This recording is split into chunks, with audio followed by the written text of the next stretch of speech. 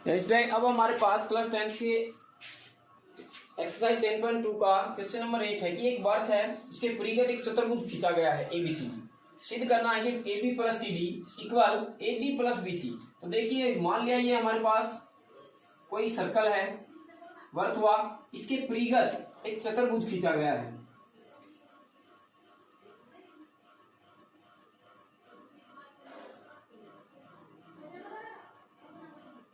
ये मान लिया A, B, C और D, ये इसके टच पॉइंट है P, Q, R और S। ठीक, इस प्रकार का एक चतुर्भुज है। अब देखिए इसने क्या कहा, इसके परिगत खींचा गया, ये हमने सिद्ध करना है। ठीक है, इसको हम सिद्ध करेंगे। अब देखिए सॉल्यूशन में हमारे पास क्या है कि वर्त के परिगत चतुर्भुज ABCD खींचा गया। ठीक है, ये हमने बनाया था डायग्राम। अब एक बात हमें पता है कि भाई जो बाहरी बिंदु है, ये वर्त के किसी भी बाहरी बिंदु से अगर स्पर्श रेखाओं की लंबाई क्या होती है, बराबर। ये मैं लिख देता हूं, वर्त के ऊपर किसी बाहरी बिंदु से खींची गई स्पर्श रेखाओं की लंबाई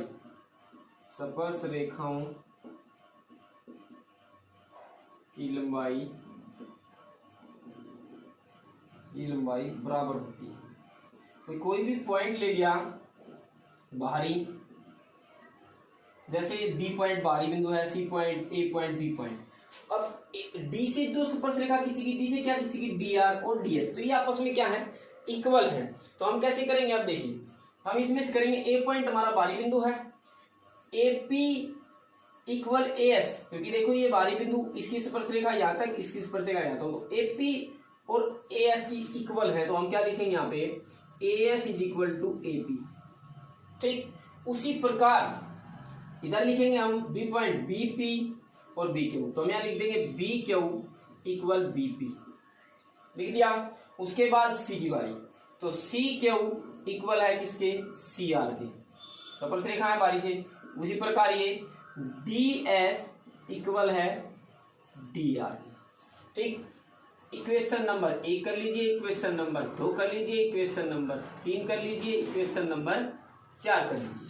4 इक्वेशन हमारे पास आई। ठीक है, अब करना है चारों इक्वेशंस को जोड़ने पर, सभी समीकरण को जोड़ने पर, बस ये लिखना है, जोड़ने पर सभी समीकरण को जोड़ दीजिए, इधर वाली एक साइड, इधर वाली एक साइड। AS और DS को एक साथ जोड़ेंगे, AS प्लस DS। उसके बाद BQ plus CQ equal AP plus BP plus CR plus DR जोड़ दिया। अब देखिए AS और DS टोटल क्या हुई, AD, क्योंकि दो पार्टी तो है ही दी गई है, तो इसको हम लिख सकते हैं AD। उसी प्रकार BQ CQ, तो क्या लिख सकते हैं, BC इक्वल, इसमें AP BP में इसको लिख सकते हैं AB, और CR DR में लिख सकते हैं CD। ठीक है, तो यही हमने लेके आना था, तो हम यहाँ लिख देंगे इति सिद्धम। अब ये दोबारा समझा देता हूं, देखो ASDS था, ASDS, तो इस टोटल को क्या लिख सकते हैं, AD। AP BP, तो इसको क्या लिखा जा सकता है, AB। ठीक, BQ CQ को क्या लिख सकते हैं, BC, और इसको क्या लिख सकते हैं, BC। ठीक, समझ में आ गई होगी। चलो अब करते हैं नेक्स्ट।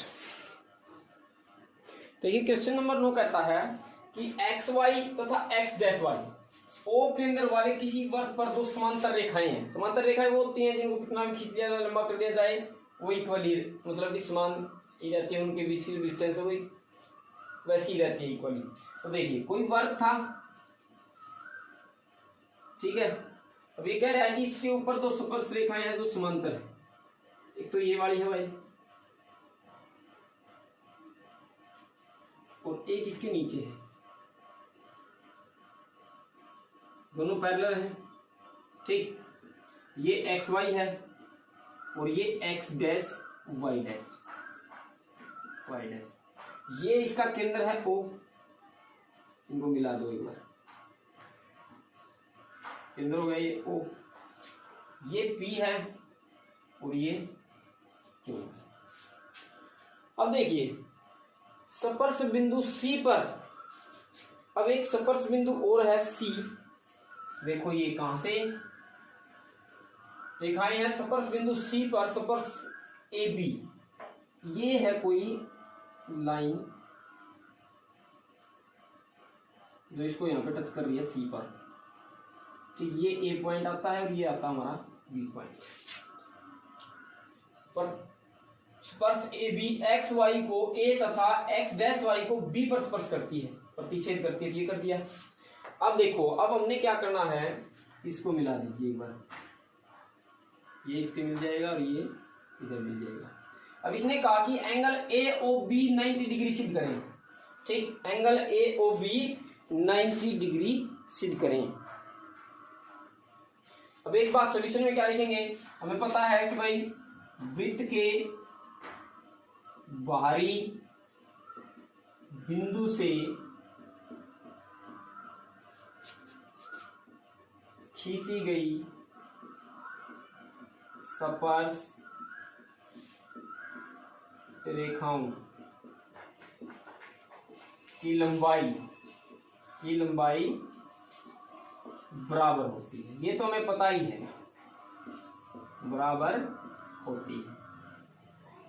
वृत्त का कोई भी बाहरी बिंदु, जैसे बी बिंदु बाहरी है तो ये बी के और सी के, ये बी सी बराबर है, उधर ए बाहर है तो ए सी और ए पी बराबर है, ठीक। अब यहां लिख सकते हैं हम कि भाई ए पी बराबर ए सी और बी सी बराबर है बी क्यू, क्योंकि इस बाहरी बिंदु हो गया बी, तो बी सी और बी क्यू बराबर ए बाहरी बिंदु थे ए पी और ए सी बराबर। और उसी प्रकार से हम क्या करेंगे, अब त्रिभुज लेंगे। अब क्या, जो हमने सॉल्यूशन निकालना है, सॉल्यूशन करना है, हमने ये एंगल निकालना है, तो इसको क्या करेंगे, यहाँ पे ऐसे इसको मिला देंगे, यहाँ लिख देंगे ज्वाइन ए सी को मिलाया, ए सी को मिलाया, ठीक। अब हम इस ट्रायंगल को लेंगे और इस ट्रायंगल को लेंगे, मतलब कि ट्रायंगल लेंगे हम ओ पी ए, त्रिभुज ओ पी ए व त्रिभुज ओ सी ए लेंगे, ओ सी ए, ये दो ट्रायंगल हम ले लेंगे। तो इन दो ट्रायंगल्स में करना क्या है, क्यों ली, देखिए इनको हम कॉन्ग्रुएंट करेंगे, मतलब कि इनको सर्वांग बना लेंगे। कैसे, देखो ये वाली और ये वाली लाइन इन दोनों की इक्वल है, मतलब कि ए पी इक्वल ए सी, क्योंकि ये बाहरी बिंदु था तो ये वाली लाइन और ये वाली लाइन प्रति स्पर्श रेखा है ना, तो इक्वल होंगी। उसी प्रकार ये रेडियस और ये भी क्या है, रेडियस, तो ओ पी और ओ सी ये रेडियस। अब आगे लिख देता हूँ, देखिए तो ए पी और ए सी स्पर्श रेखाएं, ओ पी और ओ सी त्रिज्या। उसके बाद ये इनकी कॉमन, मतलब कि ओ ए बराबर ओ ए क्या है, कॉमन, है कॉमन होगी, तो तीन साइड इसकी इक्वल होगी। तो साइड की जो कसौटी होती है, साइड की कसौटी से ट्रायंगल क्या जाएगी, साइड की कसौटी से triangle O P A congruent triangle O C A, ठीक, कॉन्ग्रुएंट हुई। अब ये दोनों अगर कॉन्ग्रुएंट हैं तो देखिए ये वाला angle P A O equal हो जाएगा हमारा सी A O, P A O C A ओ, ये आपस में क्या होंगे, equal. Angle P A O equal angle C A O, ठीक। उसके बाद देखिए ये जो सी ए ओ, अब ये तो पूरा एंगल है ना P A C, angle P A C दो किसके equal, C A okay, C A okay, एक minute, P A C angle, P A C angle किसके बराबर हो जाएगा, 2 एंगल सी ए ओके। भाई ये इसके दुगने के बराबर है, मतलब कि पी ए सी एंगल जो है वो सी ओ से दुगना है। P A C angle C A ओ से दुगना हुआ, कैसे, क्योंकि देखो ये कंप्लीट था ना और इसका हाफ कर दिया तो ये वाला एंगल जो है ना इसका आधा हो जाएगा, ये कंप्लीट था, अब ये जो रह जाएगा तो याद रह जाएगा, तो इसलिए P A C angle C A ओ का क्या है, हाफ। इसको हम नाम दे देंगे इक्वेशन नंबर 1। ठीक, देखो इसी तरह से नीचे वाले जो ट्रायंगल्स हैं, जैसे पी एस और ए ओ सी ए हमने सर्वांग की थी, उसी प्रकार से क्यू बी ओ ट्रायंगल और B C O B C triangle भी सर्वांग हो जाएंगे। ये सर्वांग होंगे तो देखिए एंगल जो होगा Q B O, angle Q B O equal होगा किसके, सी बी ओ के, एंगल सी बी ओ के। जैसे हमने A P A O angle ओ ए सी के इक्वल हुआ था, वैसे ही Q B O angle O B C के या सी बी ओ के इक्वल हो जाएगा। वैसे ही Q B C angle, angle Q B C वो दुगना आ जाएगा किसका, सी बी ओ का, सी बी ओ का, क्योंकि ये देखिए यहां से यहां तक ये डबल है तो ये हाफ हाफ में बट गया था ना, तो सी बी ओ एंगल, ये वाला एंगल इसका क्या हो जाएगा, मतलब कि इससे ये क्या हो जाएगा, दुगना, सी बी ओ से दुगना होगा, ये हमारे पास आ जाएगी इक्वेशन नंबर 2। अब समीकरण 1 व 2 से, समीकरण 1 व 2 से, समीकरण 1 व 2 से हम क्या करेंगे, हमारे पास क्या था कि angle P A C plus angle Q B C, इन दोनों का मान कितना होगा, 180। क्यों होगा, क्योंकि देखिए जो ये रेखा खींची गई है, दो समांतर रेखाओं के बीच में रेखा है, तो इनके जो कोरस्पोंडिंग एंगल्स है, ये जो एंगल्स है ये जो होंगे आपस में संगत एंगल, ये आपस में क्या, ये इन दोनों का मान, मतलब कि इन दोनों का जोड़ कितना होगा, 180। जैसे ये जो एंगल और ये वाला एंगल है, इन दोनों का योग कितना होगा, 180। तो ये हमने पीएसी के इक्वल क्या था, पीएसी के इक्वल आया था 2 सी ए ओ एंगल प्लस, और इसके इक्वल क्या था, 2 सी बी ओ एंगल। ठीक, और ये किसके आ जाएगा, इक्वल 180। तो दोनों में 2 है, 2 हम एलसीएम ले लेंगे, कॉमन ले लेंगे, तो C A O plus C B O is equal to 180।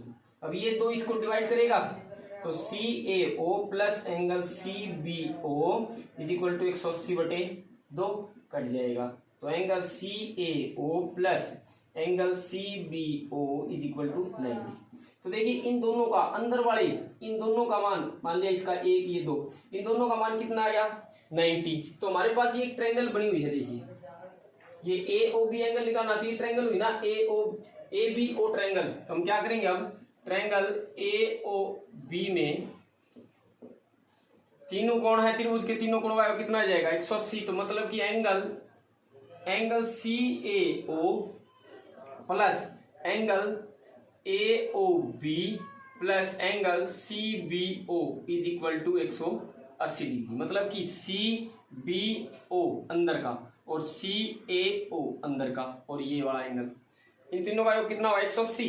तो सी ए ओ और सी बी ओ के इक्वल क्या आया हुआ है, 90। तो इन दोनों की जगह कितना जाएगा, 90। तो 90 plus A O B angle is equal to 180।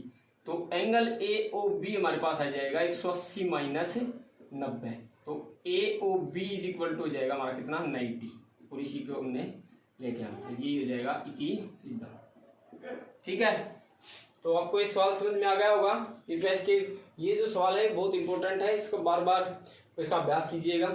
Thank you.